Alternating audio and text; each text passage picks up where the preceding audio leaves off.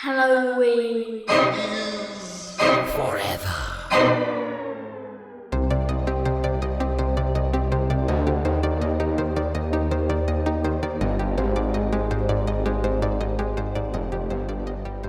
Hey there, Adam, I got one for you. Lay it on me. Which Canadian city is a favorite vacation spot for Christmas trees? Which one? I don't know. Montreal. Oh! Welcome, everybody, to a brand new episode of Halloween is Forever. I'm Steve. And I'm Adam. Yeah, we're on our little vacation bullshit. And as you listened last week, Brian had his little episode and I'm having my little episode. And guess what? Both all these little episodes, they were recorded way before Christmas even happened. So we're just chilling on vacation. We're both probably, Brian and I are drunk and fat and in comas right now. Please don't ask anything of us. But with that in mind, I am bringing back my longtime repeated co-host, Adam from the Hop Nation USA podcast, a long dead and defunct podcast.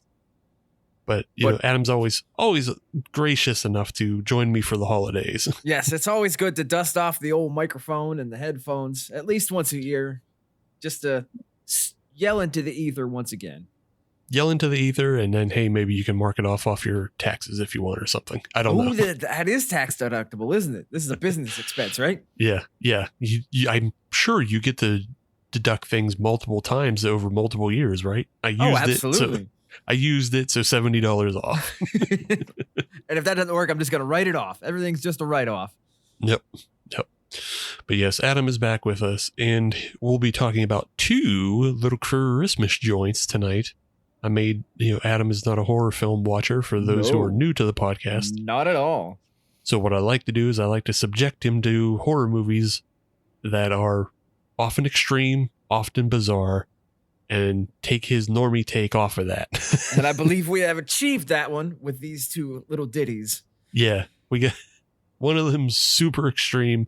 One of them, I don't know. It was actually kind of a shot in the dark because if you're listening to this now, when it normally comes out, this episode comes out on December 29th. And so the original plan was for us to have a Christmas short film and a New Year's short film. But guess what, Adam? What? Every New Year's horror short film eats my butt. Like, they're not even entertaining. No good? They're no good. Yeah, they're no good. Like, every one I found was sub 5 minutes and terrible. Oh, yeah. That's not a short film. That's a clip.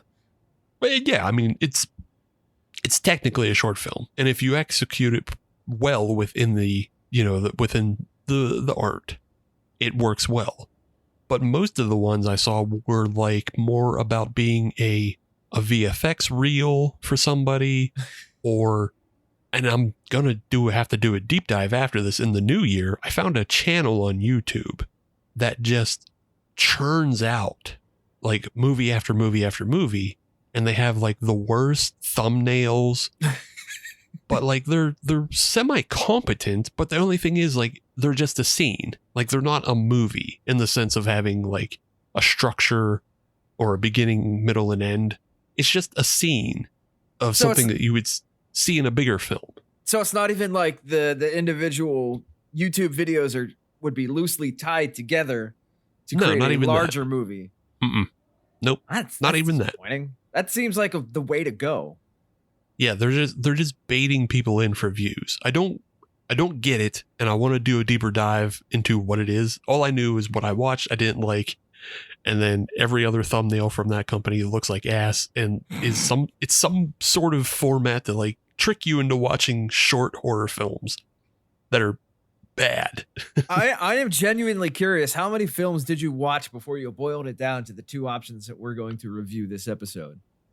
So tonight we'll be watching Treevenge, this is one that a lot of people know about, and I was aware of it, but we just never did it on the podcast before because it's, a short film. We don't usually do short films, and, it just never came up in a way that was organic.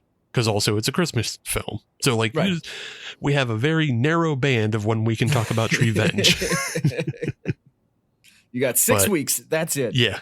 Yeah. So, we got that one today. We'll talk about that one. That one's pretty well known, especially because of like who made it and who's in it. Mhm.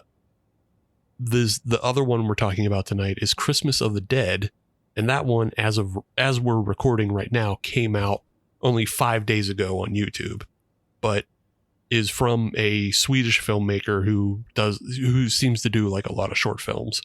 So We're on the entry level floor here. So when this blows up, everybody's got to come to us to get the first reviews. Possibly. I watched a couple, like I said, I watched probably like a handful of New Year's ones, and all of them were trash.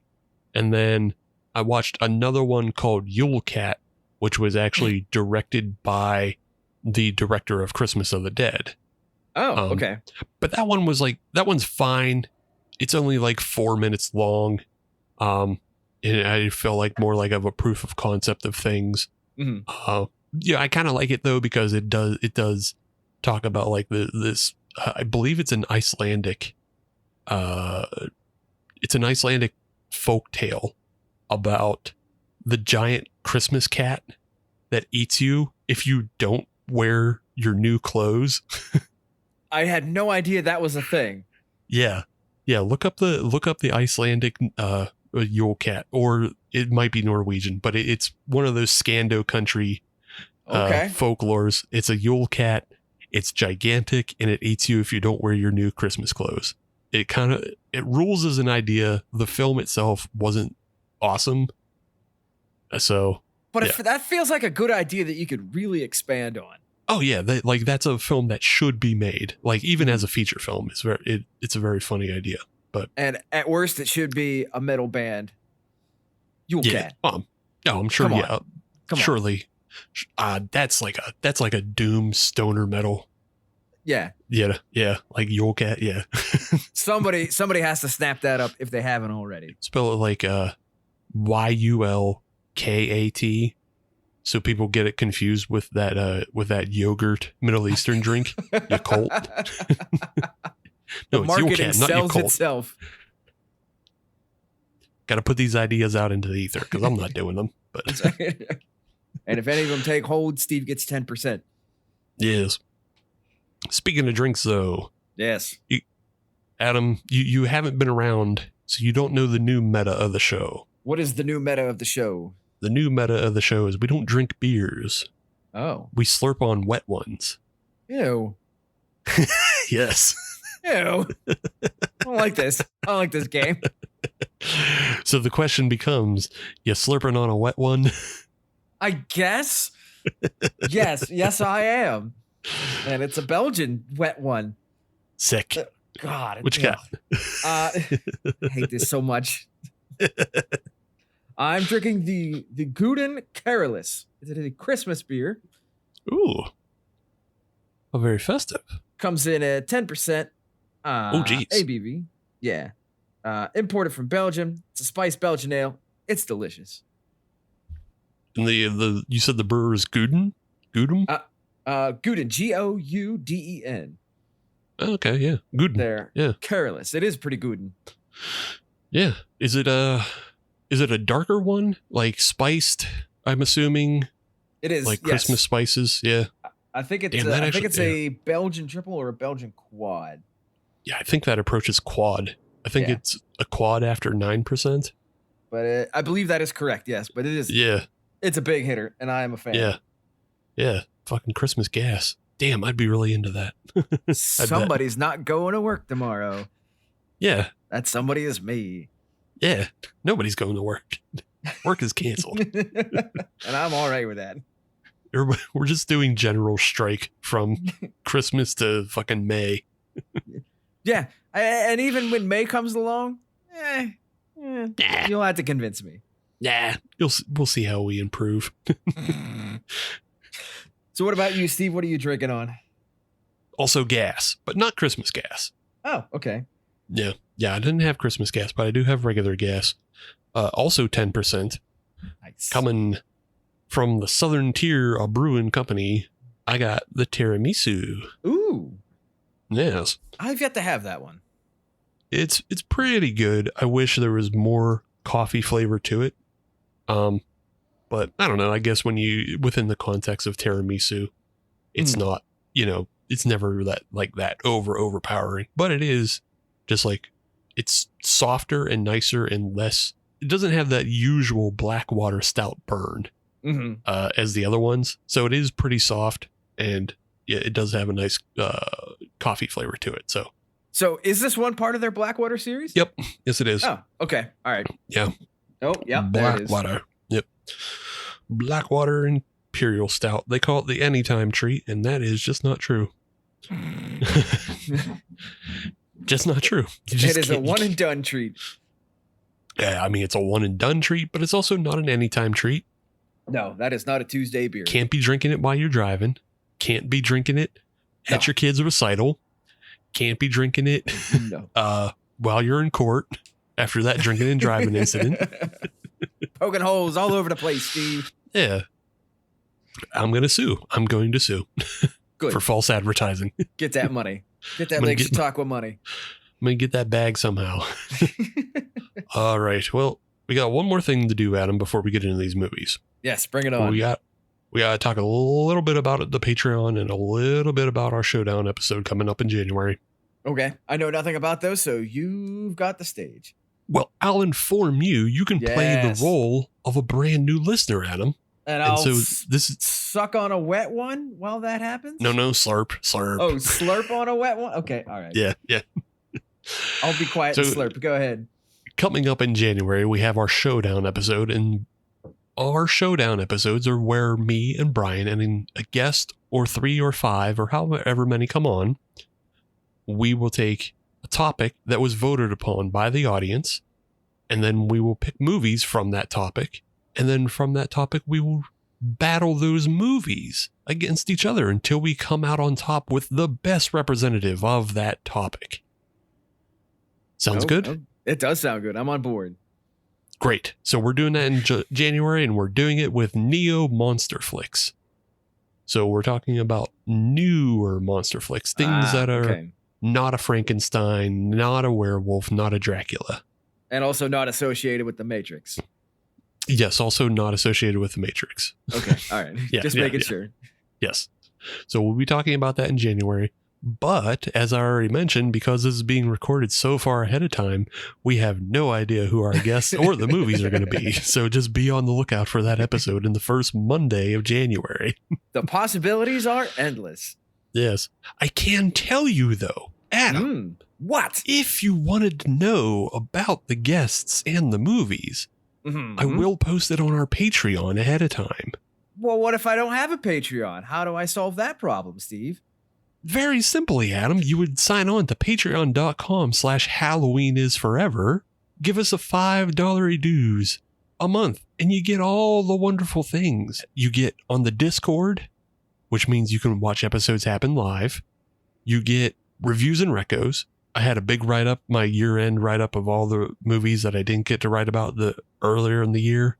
And I just slammed a whole bunch down. And I said, go watch these. This is for your Christmas break. This is your fucking homework, everybody. Go watch these movies. You get 3 podcast series. 3, count them, exclusive podcast series. What are those? It's Family is Forever. 10 episodes where we watch all the Fast and the Furious movies. You get Youth Group is Forever. 10 episodes where we watch Christian right-wing horror movies. Oh, good Lord. And our latest series, which is wrapping up now in December, 90s is Forever, which is where we watched a bunch of 90s comedies that people have forgotten about completely. And they are not funny. Steve, I got to tell you, this is a bargain at twice the price. I know. And guess what?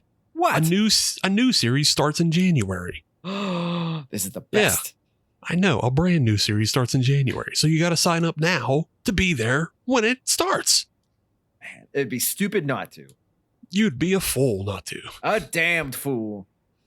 So jump on patreon.com/HalloweenIsForever. You get all those and some other perks like bonus voting in the showdowns and all that kind of stuff. All of it's there for you to discover. At only $5 a month. Yep. See, Adam's on the jazz. He knows what's up. I got that in my sock. Great. With that, though, we can move on if you're ready to talk about the movies. I am ready to talk about these movies. Oh, boy. Well, like I said, we're going to talk Treevenge. Nope. I wanted to say Tree Revenge. That's not correct. It's Treevenge. Treevenge. We're going to talk Treevenge from 2007 and Christmas of the Dead, which just came out 5 days ago as of recording. So let's start with Treevenge. Yes, let's. Because that's actually how I watched them. I watched Treevenge first. So let's start with that first. Great. Treevenge, like I mentioned, 2007, a short film by a director of the name of Jason Eisner. And maybe you recognize his name, maybe you don't. He is the director of a great movie that I love called Hobo with a Shotgun. I don't know if you ever saw that movie, Adam. Never have. Again, this is not my genre. Well, Hobo with a Shotgun isn't full horror. Maybe it came across maybe you accidentally watched it. I guess what I was getting But at. if I have to put it on my radar, I will. I mean, you don't have to put it on your radar. Well, I don't have to do anything, to be perfectly honest. But yeah, he directed the original.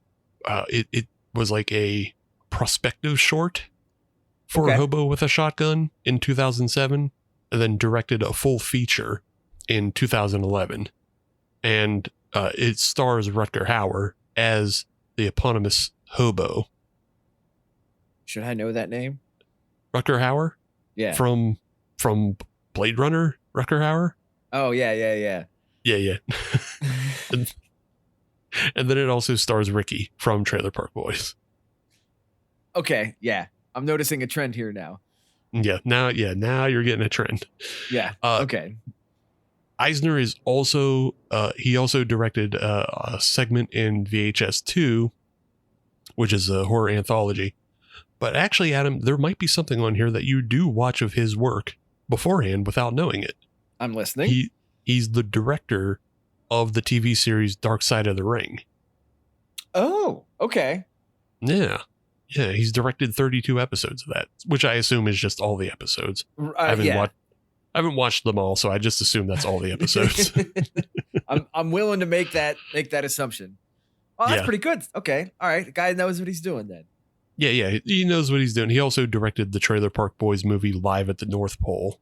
Mm-hmm. If anybody saw that, but he's a pretty well-known entity in the Canadian film world. Yes, I would say. Which that kind of kills my next question of, is he related to Michael Eisner of Disney? No, it's spelled different. Damn. Spelled different. Because that would just be too good if they were related. Yeah, it'd be too good to have somebody with like an actual art credit background, like somebody with, I don't know, dignity, I guess. Yeah, well, and nothing else, connections. Yeah, well, connections, yeah. Well, you would think if he was connected to actual Michael Eisner, he would have gotten a lot bigger. He wouldn't like nothing against Dark Side of the Ring. It's a great program, but he would be directing something far, far bigger.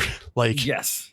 I was it just came out recently, like the Netflix CEO said some shit about like the future of filmmaking, and he said, my son, who's an editor, said this is the way things are going. And then you go look at his son's credits, and his son was just an editor on all the Adam Sandler Netflix films, and he wasn't even actually the editor. He was the editor's assistant, which means he just groups all the files together for the editor to fucking choose from. So he's a lackey. Yeah, not only is he a lackey, but he's a nepo lackey. But that's where you automatically wind up when you're related to somebody. Oh, you just get to work on all the Adam Sandler films. I assume part of it is because that, and he's probably halfway as decent at basketball. So Sandler's like, yeah, it's like as long as he plays ball, we can find a role for him. Yeah, sure, yeah. Maybe he's good for rebounds. But that is, we digress from the main focus of the film is, Jason Eisner, he works, up in Canada. You can see it in the very first thing of Treevenge, because it says this is part of the International Dartmouth, film. Yeah. Whatever. And then when it said Dartmouth, though, I was like, oh, are we going to see like Trailer Park Boys people? Because that's where Trailer Park Boys films. And I just can't imagine there being, I can't imagine two productions existing without Trailer Park Boys people. There has to be some level of crossover. Yeah. And there is. So we do get, we get a whole bunch of that. But it doesn't happen immediately. The first thing we get is just an insane, there's no easy way to say this. An insane tree holocaust. It was gratuitous is what it was. Yeah. It was a gratuitous tree holocaust.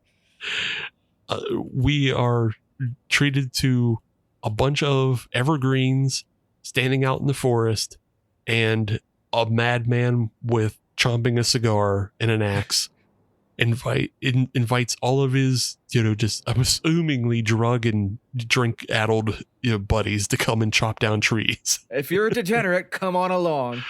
Yeah. It is just like trees screaming. Like this is how the film hooks you. Yeah. Everybody who's chopping down trees is the loudest, most obnoxious person you've ever heard. And then all the trees have Ewok noises, which immediately makes anything cute and pathetic. Like if it's making an Ewok noise, you immediately like, oh, well, like I don't want to hurt this thing. Yeah, I'm sympathetic to this creature. Yeah, yeah. You like if trees did this in real life, we would not cut them down. Correct. Like it would hurt us way too much psychologically. We would have concrete pillars for Christmas. Yeah, we would have invented concrete immediately. We would have been living like all those caves that are like in the sides of the Grand Canyon and shit. Oh yeah, absolutely. Yeah, we would have been either living like that or like the old British who just lived in mud huts underneath moss. Just stacking sod. Yeah. We would never have fucking log cabins, but yeah, they immediately, and this is good because the film's only 16 minutes long, right? So they know how to play on your heartstrings immediately. Yes. They set up bad guys who are completely insane, and then they give you, these pathetic tree creatures who like you can't help but feel bad for. They're helpless. Yeah.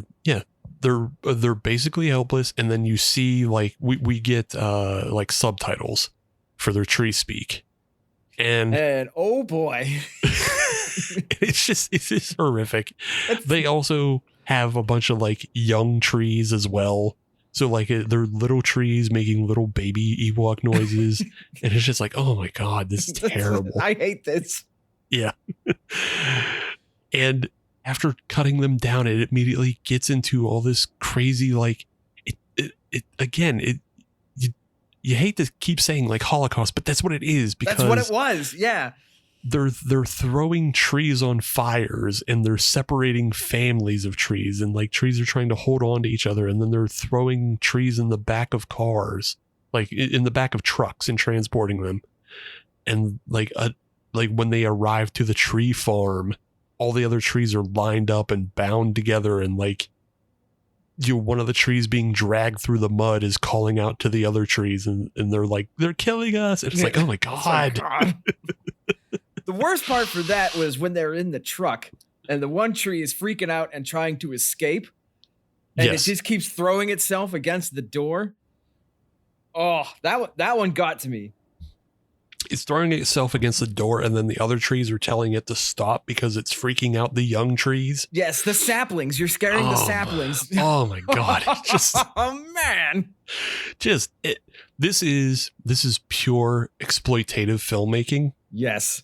And it is like, I think a lot of people would find this deeply affecting. So like, be careful with that. But at the same time, like, yeah, they really know exactly every string to pluck when they're doing this. And to that end, they did it quite well. Yeah. Never once have I rooted for a tree, but here Right. we are. Yeah. Very rarely. So one of the other reasons why I wanted to do this film, Treevenge, is because in the past, Brian and I did a feature-length film called The Killing Tree.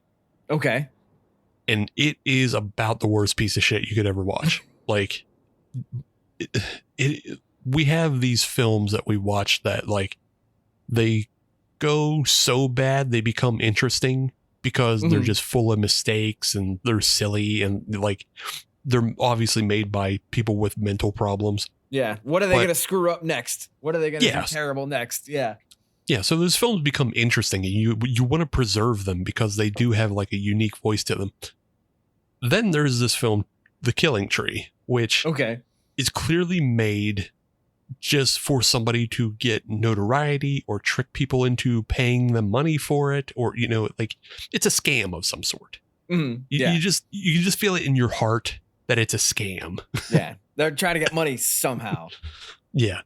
So I wanted to do Treevenge because it's, you know, very well praised and it is the opposite of The Killing Tree.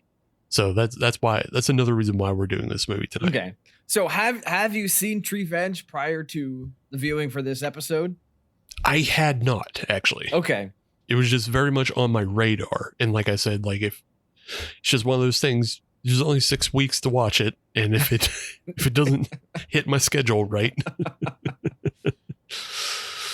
Well, thank goodness it did, I think. Yeah, it was one of those things that just like, hey, now's the great time to do it. I can inflict this on Adam and yeah, we're gonna get to that. I knew that's what you did. Oh, Adam's gonna hate this one. We gotta watch this one. Yep. The trees, they all arrive.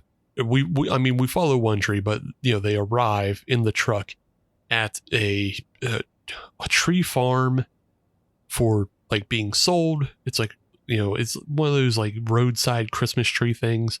And even the tree farm has like a bit of a Nazi flair to it because it's called like Dr. Deadhouse's Christmas trees.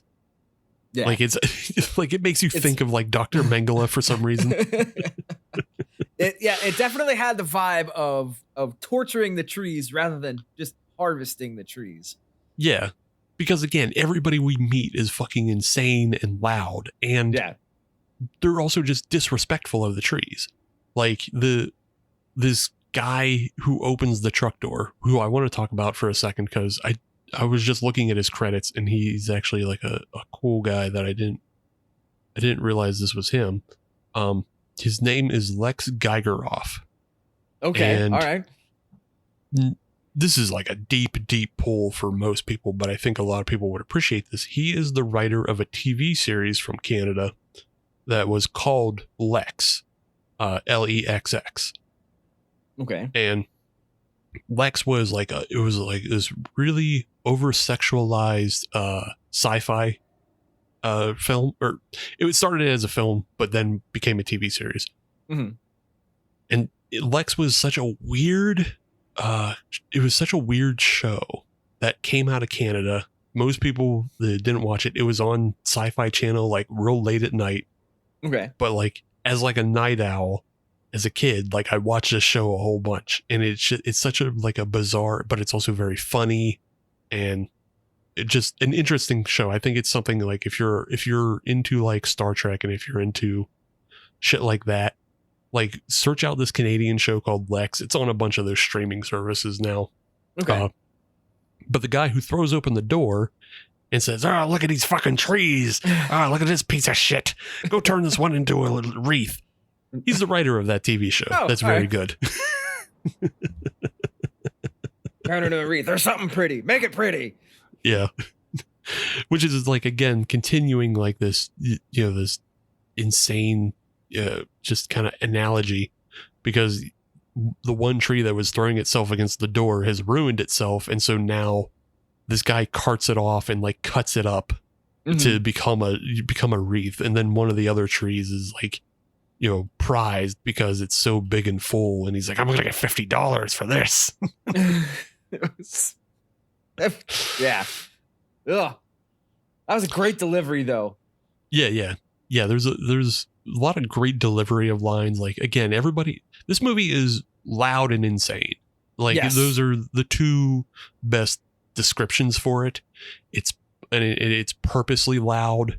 Like, it purposely makes all of the human characters the most unpleasant people you've ever seen. Yes. I'm trying to think of a good, they are all, you remember the advertisement in RoboCop? I'll buy that for $1. Oh, yes. Yep.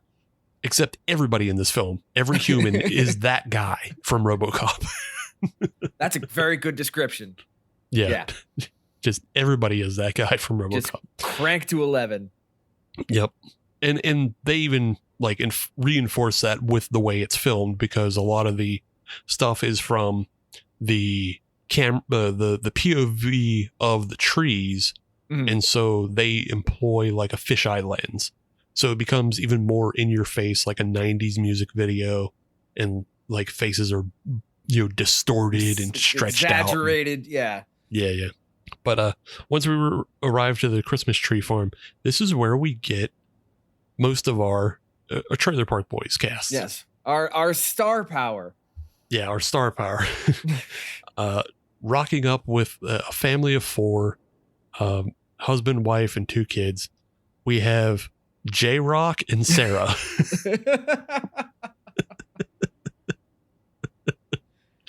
Yeah. When I saw that at first, like, wait, that can't be J-Rock.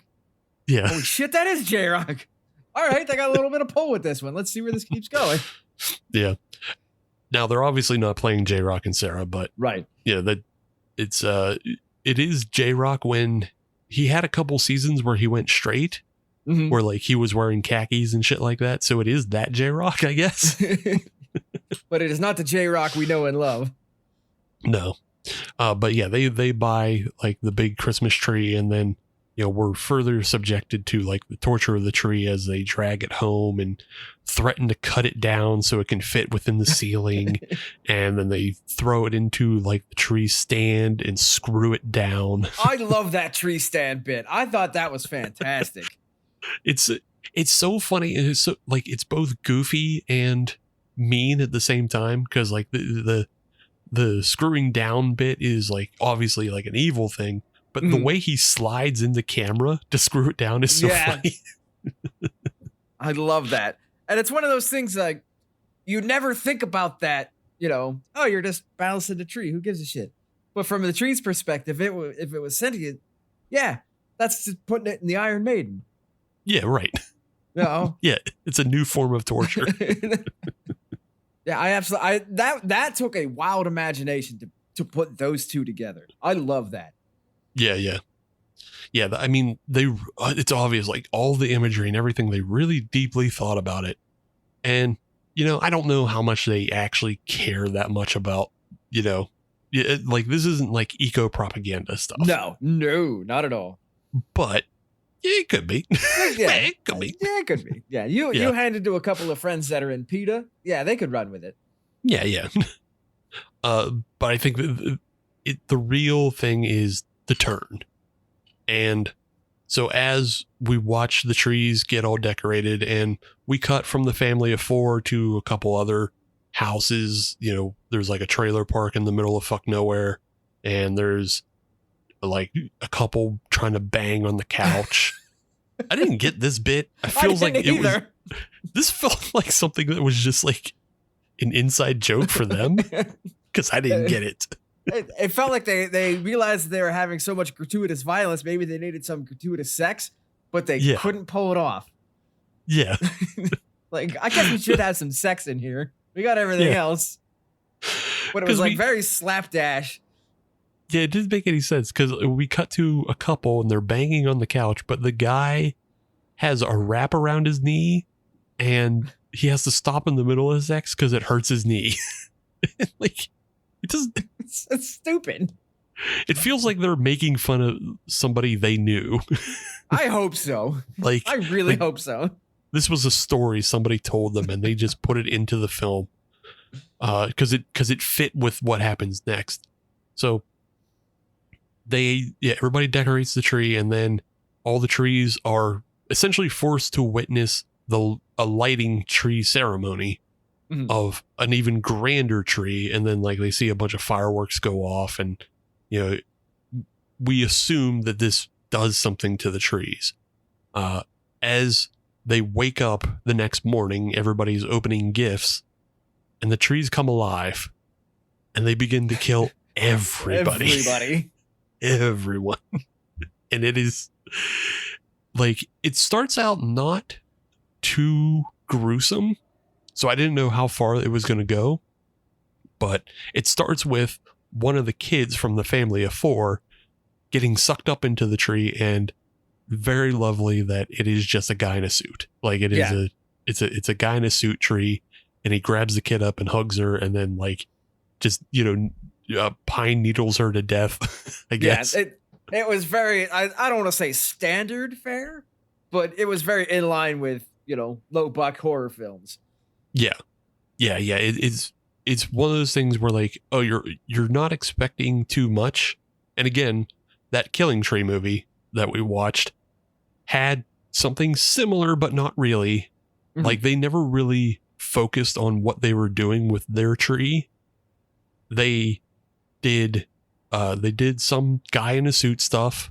They did just some regular tree stuff that they just shook a tree that they had. Oh, there's plenty in this one too. Yeah, and then they did some just dog shit fucking CGI. Oh, ugh. Yeah. And when they do the dog shit CGI, like all of these changes the scale of the tree throughout that movie. So yeah, it's abysmal. But they all stick together, and they just keep the guys in suits or just regular trees that they have on hand. All practical effects, which I appreciate. Yeah, it's all practical. It's all splatter, and it gets pretty hardcore pretty quick, because after the one family, like, their daughter gets, needled up and then, thrown and splatted, they have to cut back to that couple who's, again, trying to fuck in the morning, but the guy's knees still hurt. Like, stop. Bit still doesn't make sense. Yeah, it still doesn't make sense. But the guy, he has a great line though. He goes, or the woman says something to the effect of like, "Oh, we don't have to do this right now." And he gets up and he's mad as hell, and he's just like, "It's Christmas morning. All I want to do is fuck." What a line. Yeah. What an absolute line. But from there, the tree comes alive behind them, grabs the couple up, and this is probably the most gruesome because it takes so long. It does. They draw that one out. Yeah. The tree proceeds to put one branch into the woman's mouth, and then it comes out the back of her eye, and then reaches all the way across, and then puts the branch into the guy's eye, and then snakes back down and snakes out his mouth. And then like a ratchet strap brings them close enough together so they kiss. Yeah. Oh, that was bad. It was bad. It's bad, but it's awesome because like it is like they had to do the practical head effects. They had to do the practical eyeball splurts from either end. Mm-hmm. Like it was like, oh, this might be most of the budget. Yeah. Until you get to the montage, and then it's like, oh, that wasn't most of the budget. This is most of the budget. This is insane. Yeah, that was it. Yeah, it to me, that was not the worst part. We'll get to the worst part here in a minute. Oh yeah, I'm sure I know what the worst part is for you, but it's also the part that made me laugh the hardest because that's just so uncalled for, so wrong. It's so uncalled for, and what happens afterwards is so funny. But we break into this, again, just raucous montage of the trees killing everybody in town. And they cut to outside of like, it looks like a kind of a bunch of row houses. Mm-hmm. Yeah. Not quite a cul-de-sac. Yeah. Not quite an apartment complex. Yeah. It's like, it's like a bunch of condos lined up next to each other, a bunch of row houses. And the people in the streets are just fighting with the trees like everywhere. Trees are attacking people. And it's an absolute very melee. Yeah. It's total mayhem and melee out in the streets. It is, it's a lot of the way the Gremlins, people would interact with the Gremlins in the Gremlins films, where it was just like an empty puppet and they had to swing the puppet around like it's attacking them. They're doing that with fucking Christmas trees. There's a tree just sodomizing a dude in a snowbank. So that, I believe that was because there was a previous scene where a guy was lubing up a Christmas tree. Yes. Yeah. I believe that was the revenge. That might have been the same guy. It was very quick, so I didn't. Yeah. But there was a guy there was a scene where a guy cut a hole into the trunk of a tree and started lubing it up with Vaseline. Yeah. Yeah. So which I didn't quite understand why you would do that. He's what is during it? The melee scene. What's that? What is it? It's a dendrophiliac or something like that? I have no idea. I don't even know if there's a word for it. Oh, there's a word for it. I don't want to know the word then. There's a word for everything, Adam. If there is a word, I don't want to know what that word is. Like at all. Yeah, there's definitely, there's words for everything out there. But it just, again, chaos everywhere. There's a guy climbing a light pole and he gets yanked off by tinsel from a tree. And he takes a pretty sizable stunt fall. I was just like, holy shit. Yeah, that was pretty good. Yeah. But the pièce de resistance. Oof. Oh. There's a woman with her young baby. And it gets knocked out of her hands by one tree. And it's just a baby on the ground while the mother is being held by a tree. And she's screaming, no, no. And the tree hops up in the air and comes down trunk first on the baby's head and just splats it. Oh, that one was bad. Yeah. It's just, But it is in line with the story, because if you remember back from one of the beginning scenes, one of the saplings got the same treatment. Yep. One of the saplings got stomped on by the crazy lumberjacks. So there was precedent for it. Yeah, there's precedent for it. It's full on eye for an eye. Yeah. It's not like the film is not trying to, like they did make you feel bad for the trees, but they're not trying to really win you over and tell like a hero's story with this, because it is just all the trees come to life and get their revenge. Like it's straight up Treevenge. It's not I thought this was going to be more of like a Rambo situation where one tree gets sentience and, or arms or some shit and takes revenge that way. But no, this is just full out tree warfare. And so, just tree jumps up and absolutely smashes a baby's head. That was brutal. I did not like that. Yeah, I'm sure you did. That one is rough. Yeah. Not a fan at all. But like I said, there was precedent for it, so I'll allow it. Yeah. They end the film though on this wonderful wide shot of all the row houses. It's Christmas morning and it's just blood in all the snowbanks, and these people are just wrestling trees. And one of the trees, people are wrestling fake, puppet trees or whatever. But the one guy in a tree suit is just dragging like a child's body behind him, and you hear the mother who just watched her baby's head get crushed just screaming, "You motherfuckers! I'll kill you!" Just like, jeez, just out and out brutality, and then that's the way it ends. It just and that's with it. Treevenge. Yeah, that was it. Yep. Yeah. I almost sent it to a couple of friends, But then the further along the movie went, I was like, I don't know if they would like this. And then the further I went, like, I know they're not going to like this. Yeah, and then I kind of got to the point was, I really know they're not going to like this. Maybe I should send it to them anyways. I was shocked at how deep it went. Yeah. Yeah. But I will give them credit for, a good continuation of story because, like I said, a lot of it was eye for an eye. It wasn't, a step up or a step above, bringing a gun to a knife fight. It was tit for tat. Everything that they did had already been done to them. Yeah. So yeah, can't hate that. No, you can't be too mad at it, and it just is like it's not a perfect like 3-act structure. I would say maybe it is because you have the initial attack by the lumberjacks, and then you have kind of the processing and being taken into the family homes, right? And then you have the Treevenge. So. And that's when shit got wild. So there was one more Trailer Park Boys. Kind of yes.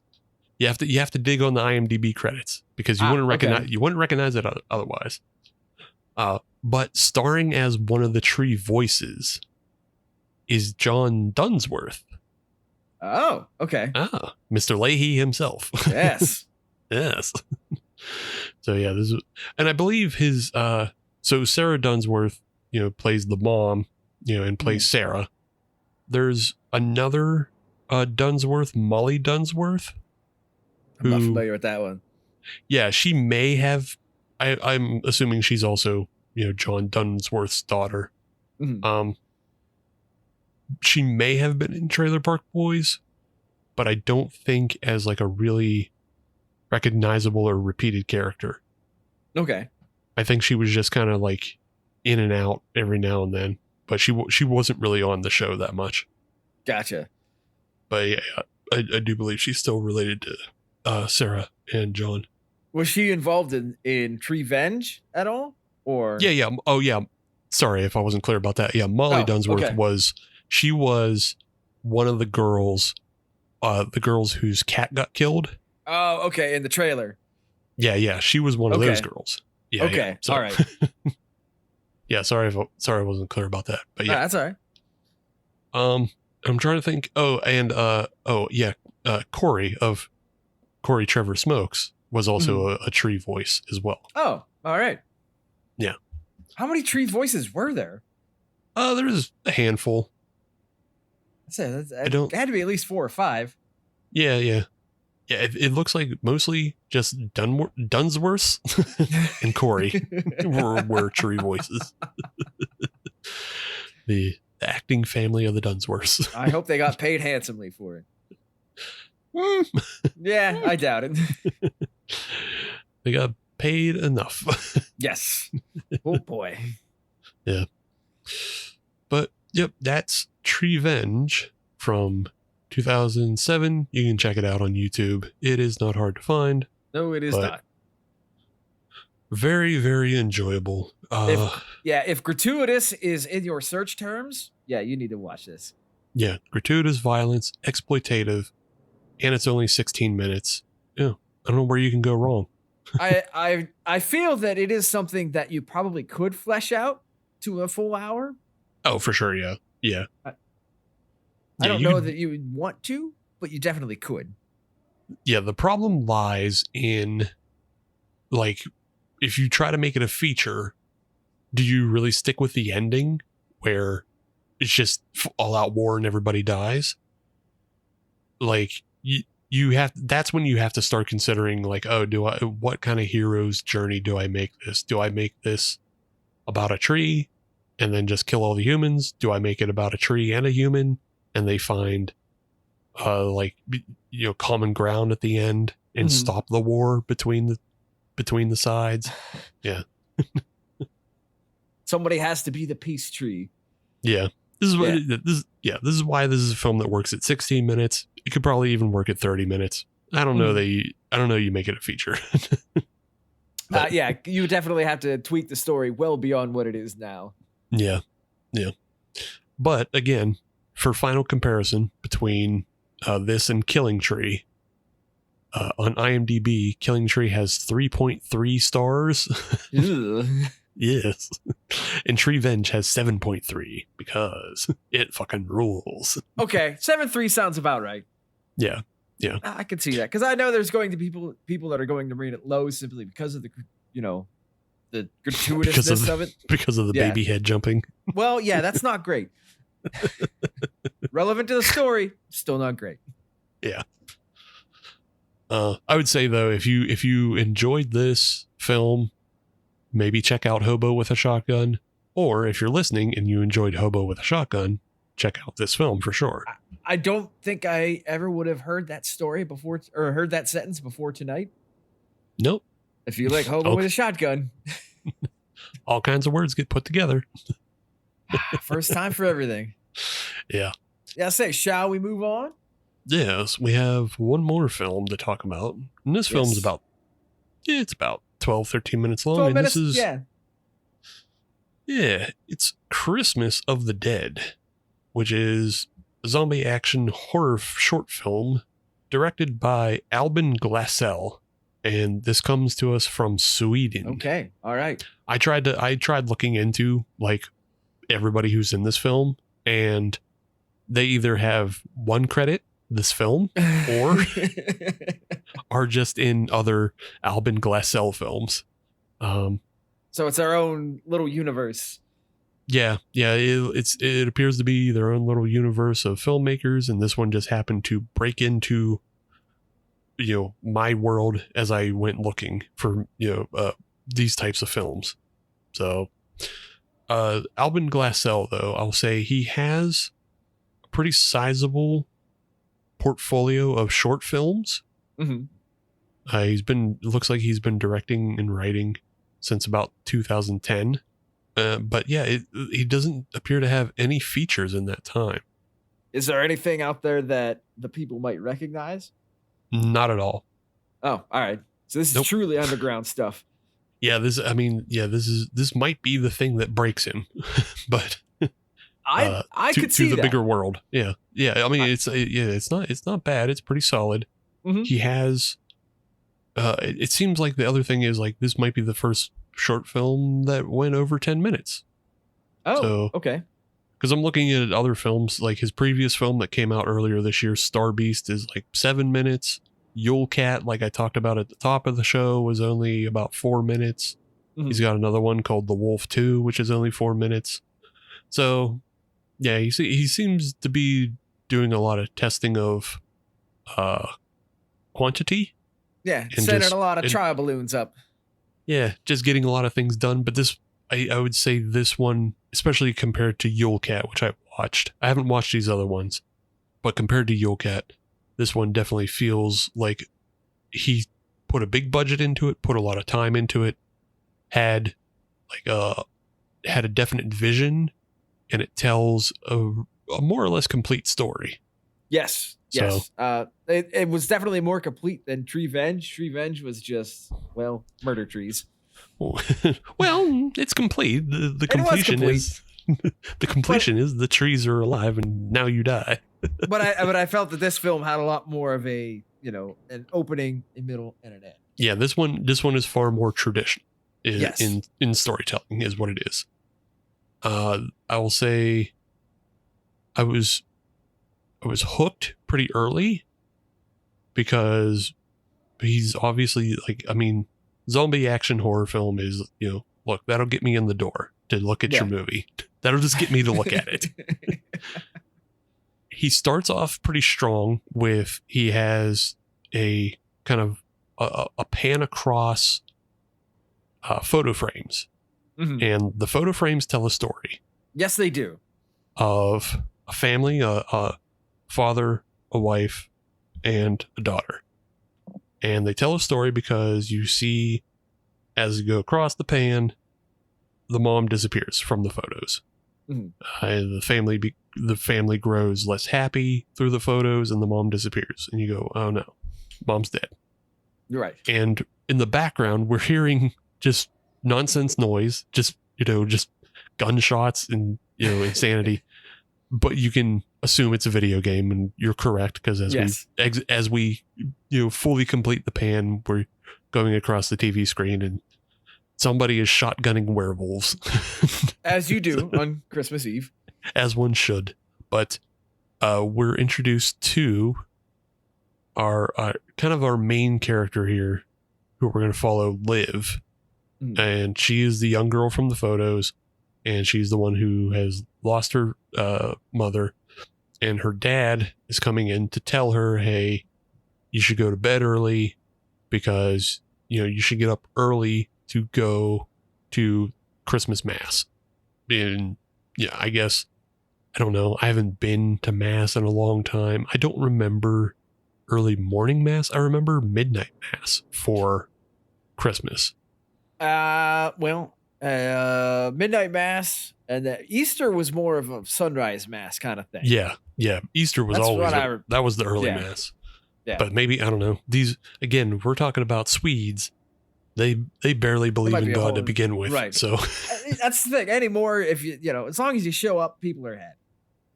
Yeah, they're just happy to get people in the door. You could be Saturday at 5:30. Who cares? You got in the door. You made the effort. You're doing good.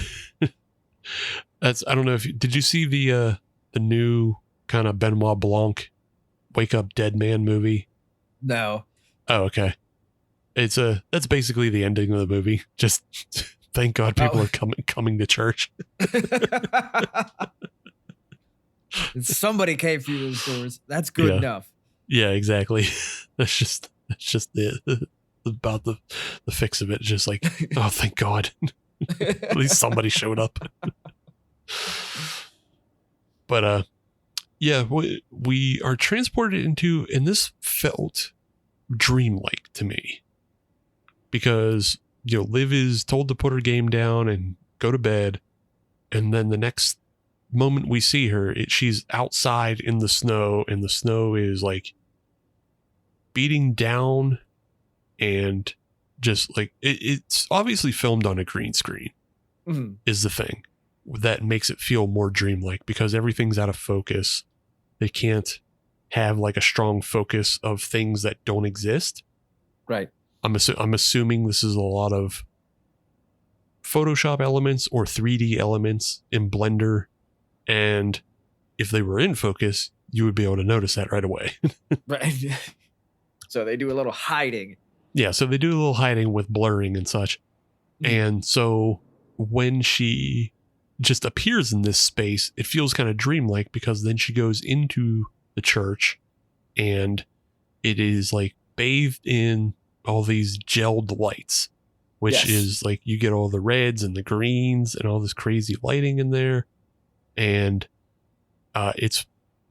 you immediately hear just this old world chanting that is that ain't no church I ever been to, son. No, same. They're one step away from handling rattlesnakes. Yeah, handling rattlesnakes, calling up the old ones, whatever it is, it's not Christ-like. Quit it. Correct. But yeah, Liv takes a seat in a pew, and then she looks around, and then she notices everybody around her is a zombie. Everybody is dead. Which I'm curious how it took her that long to figure that out. But if it's a dream or dreamlike state, I'll accept that. That's what I was going with, because the other thing she was doing, and I'll say maybe this is a little bad acting, but she's yawning like every 2 steps. She's taking another big yawn. It's like, okay, I get it. She's still asleep. She's asleep. Like, she's in a dream world. All right, that's fine. Right. What are we gonna do in the dream world? Yeah, like, where's the reveal? Yeah, obviously a little girl who is like obsessed with violent video games, being forced to go to bed early on Christmas, and is like has to get up early for church. Like, her head's gonna be full of like all kind of tumultuous thoughts. So right. But what are we doing here? And then we find out.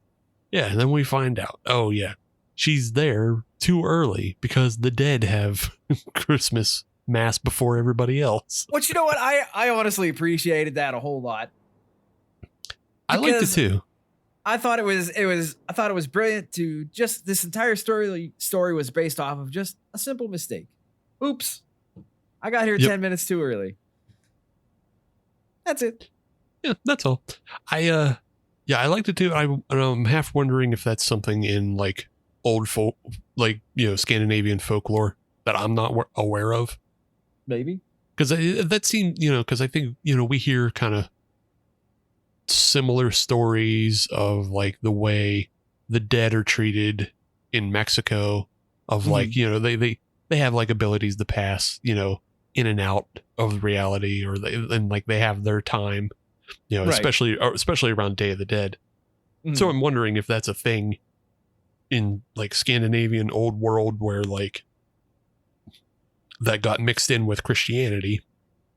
Yeah. The pagan idea that around Yule time, the dead have the ability to cross planes and and then they got adopted into Christianity. Yeah, they cross planes to go to church. Yeah. And between midnight mass and sunrise mass, you don't go into the church because that's for the dead. That's their time. That's their time. Let them, they've earned it. Let them have it. It's either that kind of folklore mixing, or it was just like a really shitty priest who didn't want people bothering him at that time. Either way, that's what got us here. Yeah, I'm whacking off in here. Leave me alone. I got personal business to attend to. Yeah. But again, it sticks with this. I thought it was a dream thing because everybody around her, or everybody around Liv, kind of has that standard zombie makeup of like sunken eyes, drawn cheeks. The father at the pulpit, has like slime and shit coming out of his mouth. So everybody's kind of dead. And then she like is backing away from the crowd of zombies and bumps into her mom. Which I thought was fantastic. Yeah. Like, and this is why I thought it was a dream, because her mom is not zombified at all. And on top of that, she's dressed like a Bloodborne character, which I don't know how familiar you are with that. With 0%. That it's a game that was like very popular on PlayStation. Have you heard of like the Dark Souls games? Okay, so Bloodborne was Dark Souls on PlayStation, but it was set in kind of the like New England-ish, cosmic horror, H.P. Lovecraft style, which is why like when the mom shows up with that big jacket and tri-corner hat, she looks like the starting base character of Bloodborne. And then she drops, I'm sure you didn't pick this one up, but she said she kicks ass for the Lord. Nope, I got nothing on that one. Yeah, I know you heard the line, but that is a deep reference to the film Dead Alive. In which zombies invade a church, and there's a priest at the church, and he says, "I kick ass for the Lord," and he proceeds to lay down just fucking kung fu on zombies, and it rules. It's a great scene, but not dissimilar to what happens in this film, because the mom breaks apart her crucifix into crucifix nunchucks, which I felt was just the right amount of camp for this. Yes. Yeah, we're like the amount of references happening in this film is pretty high. The violence is pretty over the top, while also being mostly CGI. Like there's not a whole lot of practical effects happening in this film. No, which it's fine, because again, like I don't know what the budget was on this, but it wasn't big at all. No, it couldn't have been. Well, but honestly, it didn't bother me too much. No. It was on the CGI side. It didn't bother me too much. I thought it was kind of in line, especially if it's supposed to be in a dream state. You could kind of fluff that out a little bit. Like dreams are weird. It's all CGI. Who cares? Yeah, and they like enhance again. They're still enhancing that dream-like feeling because the lights get even more dramatic, and the father calls out to the organist, and she starts rocking out this. She starts playing kind of like this, harmonic thing on the organ, but it is backed by just straight speed metal and death metal. So I love that song. I want to find that song. So I can't say for sure. I don't think so. Because it's just a take on the style, but this sounds very much like the soundtrack to the new Doom video games. Okay. So I have not gotten into the Dooms. Okay, so like Doom 2016 and Eternal Doom, which came out 2023, I think. Okay. Like they have these insane, fucking just brutal soundtracks. Like they're great. Like look those up next time you go to the gym and just throw those on. Like you're throwing up PRs all day. Yeah. It's a run through a brick wall type fucking music is what it is. Yes.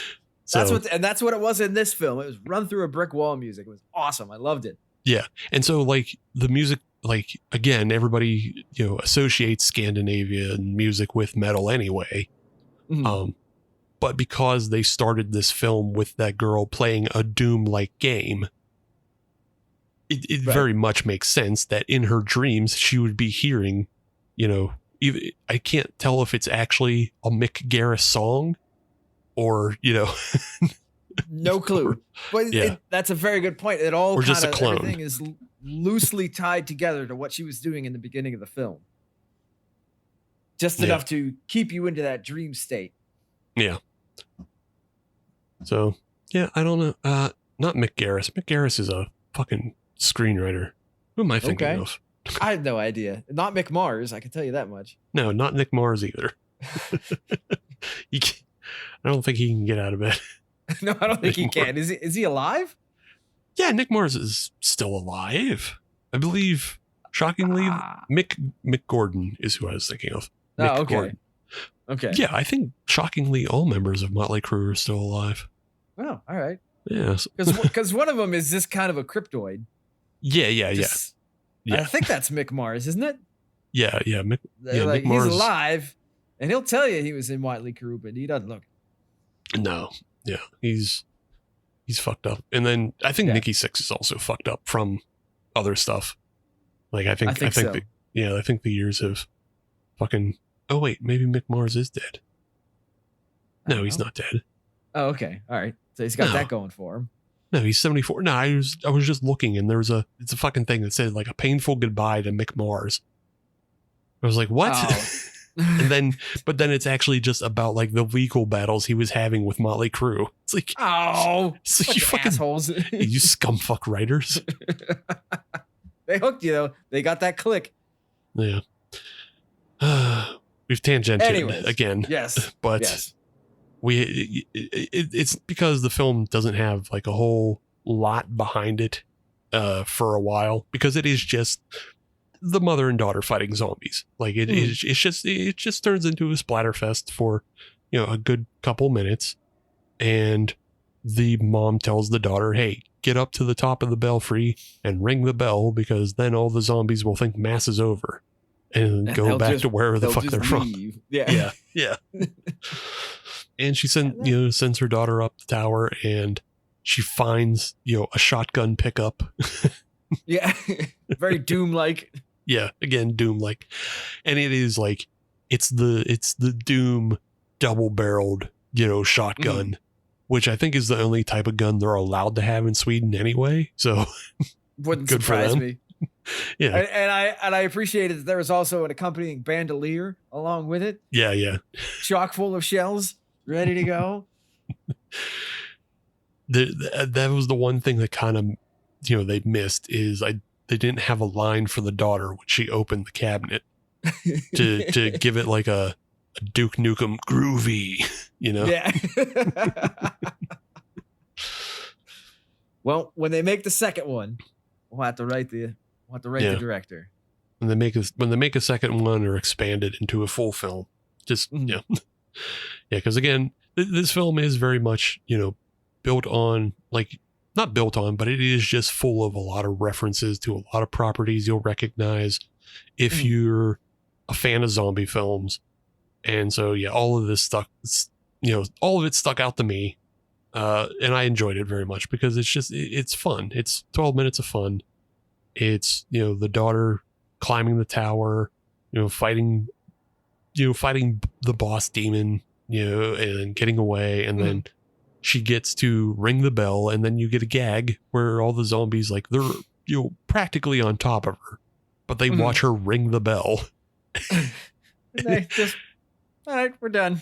Yeah, they turn around. And that's it. Yeah, they start walking down the stairs. All right, we're done. Let's go get some donuts. Yeah.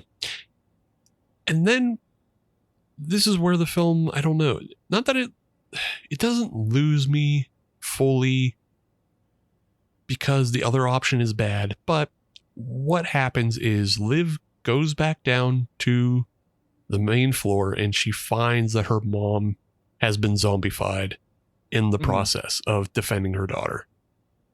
And this is where, like, you're kind of supposed to have the character learn something about, the loss of her mother. Like, right. we assumed that her mom was dead this entire time, but it's really that she left to go fight, zombies or whatever, to keep them in line during this Christmas mass. And that felt like a dreamy type of thing a kid would make up in her head. It seemed like something like that was perfect for her to get her closure, of her mom leaving. Right. Yeah, because it felt like a thing that like a kid would make up in her head to, not accept her mother's death. She didn't die. She just went on to fight zombies and stuff. Yeah. She works for God now. She doesn't, she's not dead. And then she sees her mom, zombified in this moment. And this is like the time that she would have to just accept it in some way. But she doesn't. She doesn't. Yeah. Yeah. And I agree. That was not the direction I would have gone. Yeah. It's not my movie. Yeah. And we learn we're not in a dream sequence because then they do the Shaun of the Dead ending. Where honestly, that bugged me. Yeah. Because then we cut back to, the house and it's father, mother, and daughter, and they're all on the couch and they're taking a picture together. And, like Shaun visiting his friend in the tool shed, they're taking pictures with the mom and she's dead and zombified and everything. And I was like, like, I get that you're probably doing another reference here, but like, I don't know, it doesn't stick the landing. But the other option that kind of bothers me is then that you reveal it was all a dream. And like, that's also a lazy ending too. So. Yeah. There's no good middle ground there. Yeah. There's no great ending to that.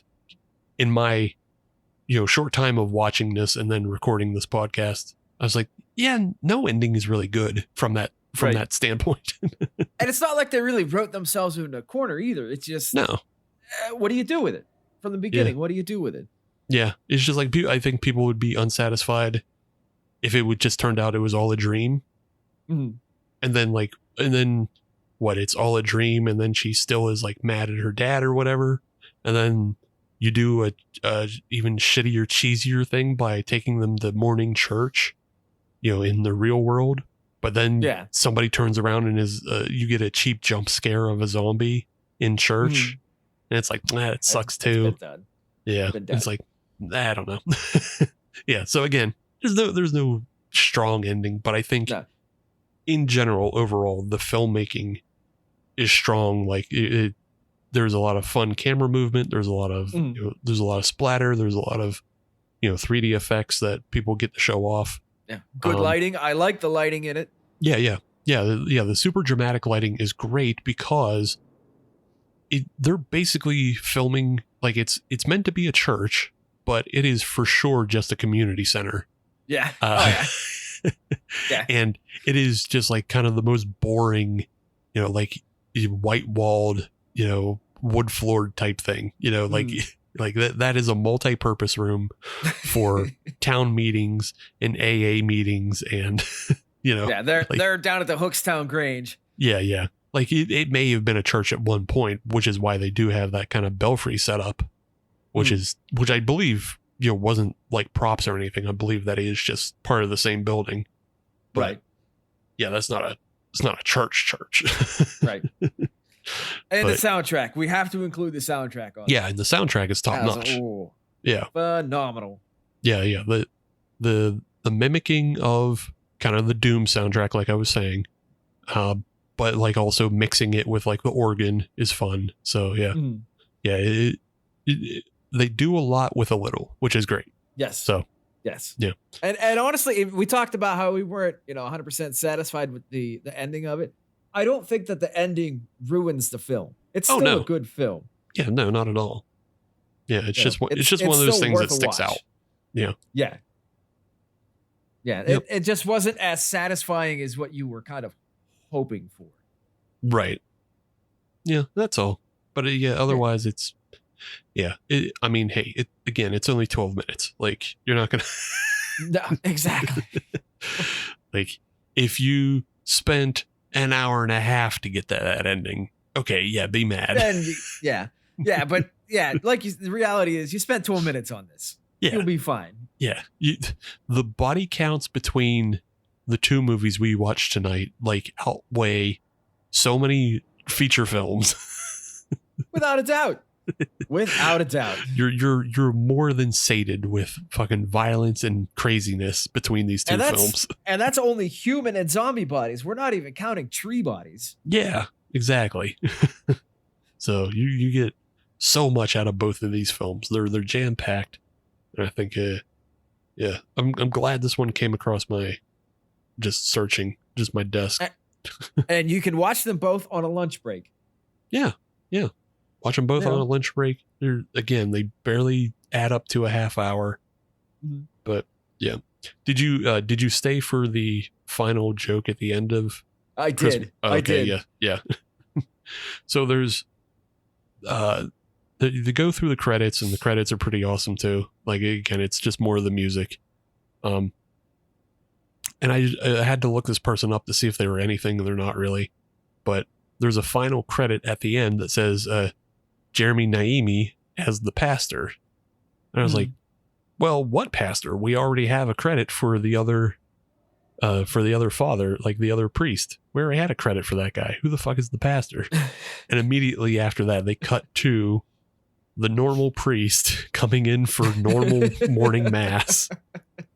And it is just bodies everywhere. And the punchline is, oh, not again. That was good. Yeah. Yep. I mean, yeah, it's a solid little funny joke. And just, again, he realizes this happened before, but. Yeah, everybody had a lot of fun on this film. Let's give him a little fun at the end. Mm-hmm. Because I'll guarantee you there was a lot of fun on that movie. Oh, for sure. Yeah. Yeah, I mean, it looks like they had a lot of fun. It looks like they all have worked together in the past, and they're just, again, it seems like, it's a short film collective. You have a director, he has his actors he likes, and they're all just kind of building up to something. And, maybe one day we'll see a feature out of Sweden from them. So, yes. And I hope that happens, because what they put out with this film, I thought was really good. Yeah. I enjoyed it. Yeah. It's a lot of fun. So go check that out. Check them both out on YouTube. Treevenge and Christmas of the Dead. They cost you $0. Mm-hmm. Okay. Well, we're wrapping it up here. But Adam, I wanted to give you time. Did you see any other horror movies this year? No.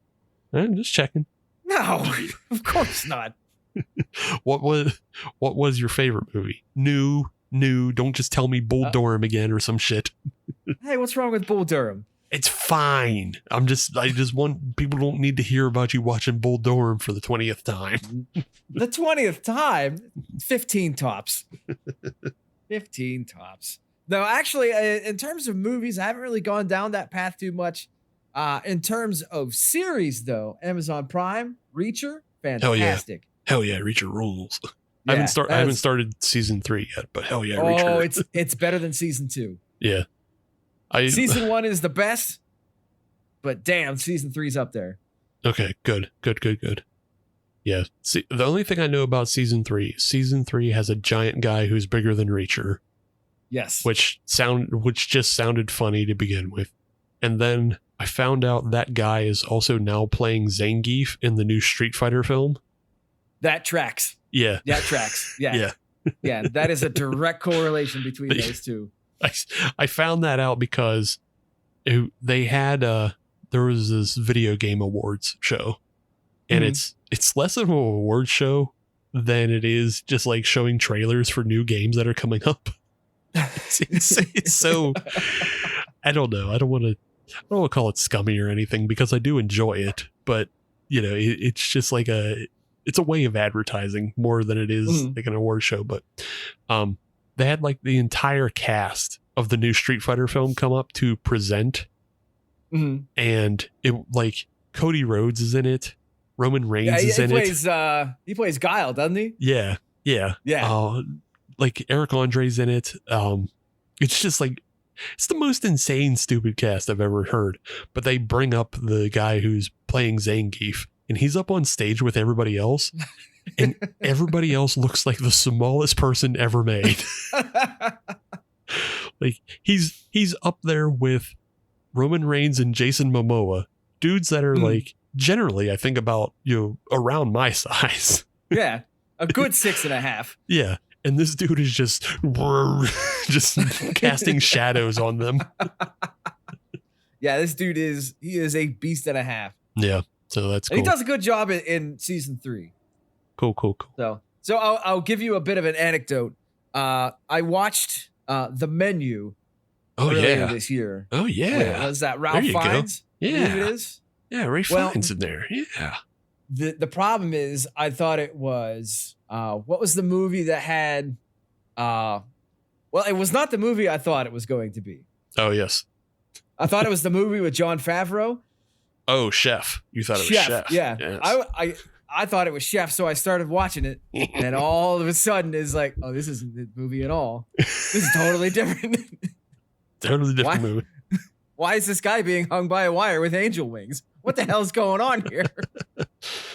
Did you stick with it though? Did you watch the whole thing? I watched to the end, and it was a satisfying movie. Okay, there you go. But it was not what I was expecting going in whatsoever. No. Yeah, I mean, like, yeah, that's a horror movie, but it's also just more of a black comedy than anything. Yeah. So, yeah. There was a holy shit movie, because I was thinking something, just nice. We're in a kitchen. It's all chaos. People are gonna swear a little bit at each other, whatever.